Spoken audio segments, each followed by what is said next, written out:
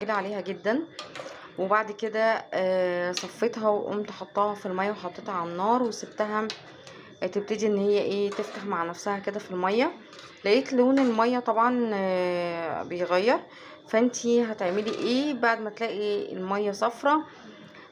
هتجيبي مصفى وتصفي البليله وبعد كده تحطي ميه نظيفه تمام الحنفيه.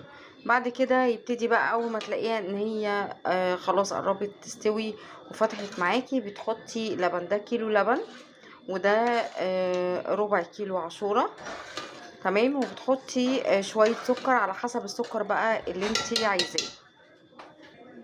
انا دلوقتي حطيت معلقتين من الكريم شانتيه تمام، بتدي طعم حلو قوي. عندك فانيليا ممكن تحطي فانيليا، بس انا حطيت كريم شانتيه معلقتين فمش محتاجه ان انا احط فانيليا. ده كده انا